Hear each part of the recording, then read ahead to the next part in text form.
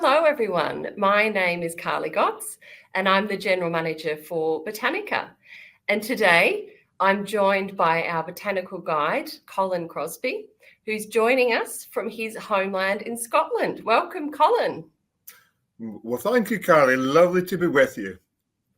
Thanks for coming. Now, Colin, your love of gardening started at a young age, and you've spent your life working in gardens. I'd love to hear more from you about your garden journey that you've had. Well, I've been very fortunate. I've been passionate about plants and gardens since I was knee-high to a grasshopper. All I ever wanted to do was to be a gardener, official name a horticulturalist, but I just love nature. I love wildlife, love plants. And from looking at kind of British native plants and the hedgerow, you start looking into gardens, and there were different plants growing in gardens. Where did they come from? What conditions do they need to grow? And so I was lucky. I did almost like an apprenticeship, got some horticultural qualifications, and then was very fortunate to work for some wonderful gardens and for some amazing people.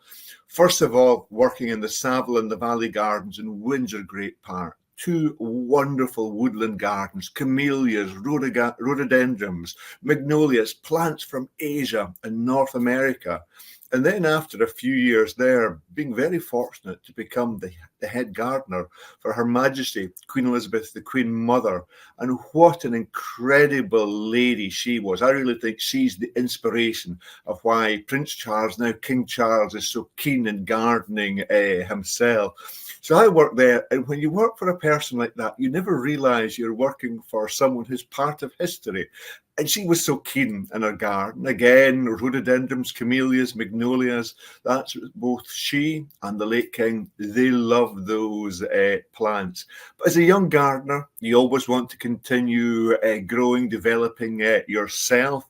And I was fortunate to head over to the Royal Horticultural Society garden at Wisley, and the RHS is Britain's biggest gardening charity. And I started over there firstly as a superintendent, looking after the tree, shrub and the alpine plant collections. And anyone who knows me knows that I love trees and love hugging trees and getting close to them. There's something very special about trees. And, you know, work there, became a head of the School of Horticulture for a little while, and then became curator. And I was curator at Wisley Gardens for almost 5 years before coming back home to Scotland and, you know, setting up my own business as a consultant. And I love traveling the world, looking at plants, and gardening has been great for me. It has allowed me quite literally to travel the whole world, to visit some incredible countries, to see some wonderful plants growing there. So I'm just a very lucky person, I have to say.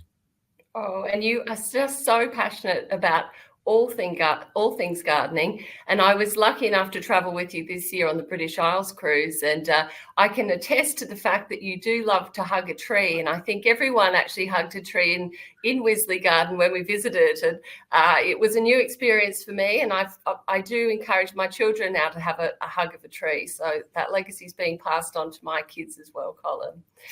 And so next year, Colin, which is really apt because your connection with the royal family and the gardens that they own really drove this idea of a tour that we've put together. And next year, you will be the Botanical Guide on a wonderful trip around England and Scotland. And this first part of the journey really focuses on those royal gardens of England. What are some of the royal gardens that you're looking forward to showing people on this trip? Oh, well, first of all, I would say all of them. I love visiting all the gardens, but there are some favourites. We're going to visit Sandringham. And Sandringham, of course, is one of the private royal residencies and gardens. And there's a lot of development happening in the garden. Since King Charles has got to the throne, all the royal gardens that come under him, he's making changes, new ideas, new styles of horticulture and gardening coming in. And actually, he's leaving a legacy for the future generation of the royal family. So to see what's happening at Sandringham again, it will be wonderful. Very, very, very fond of it. And then we also get to visit Highgrove. And Highgrove is King Charles' private residency. And his personality comes through in the garden. I'm sure when we visit, we'll see some of his favourite plants. He loves delphiniums. We will see the delphiniums growing there. We'll see the tree collection that he has. And then he has the most magnificent meadow with wildflowers and bulbs which come through it. And then there's always more when you visit gardens. There's a wonderful wall garden where he grows cut flowers and vegetables which are used in the house.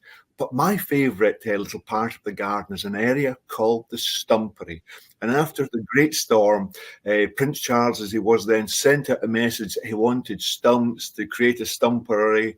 Lorry loads were brought there, were brought in, and it's got ferns and hostas coming out of it. It's a lovely, cool, calm part of the garden.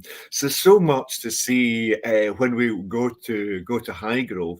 And then of course we finish up at Hampton Court Palace. There's the flower show, and Hampton Court Palace is one of the oldest royal residencies in the British Isles. But the flower show is magnificent. I love visiting flower shows. The only problem I have is to be tempted not to buy too much, but I will try and behave when I get there.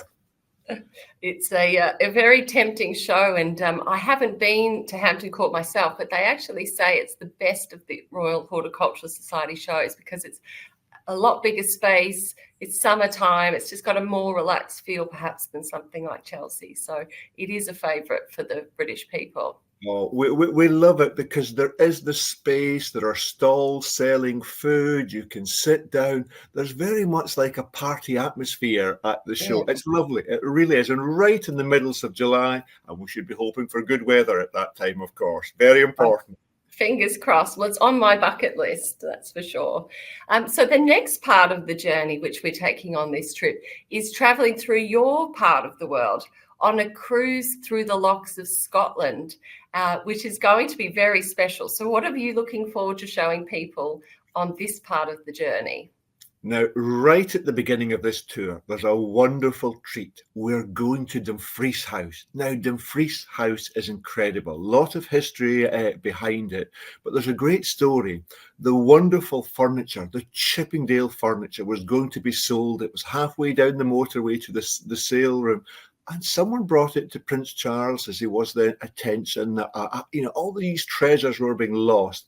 Somehow, money was found. The lorries transporting the furniture were sent back to Scotland. The house has been conserved and preserved. It is wonderful to walk through. And then the wall garden, a new wall garden has been created. And we call it the Queen Elizabeth Wall Garden for our late Queen. And that is just truly wonderful. Again, I'm sure there'll be delphiniums there. They're always there with Prince Charles has got a connection. But it's a wonderful garden, wonderful parkland.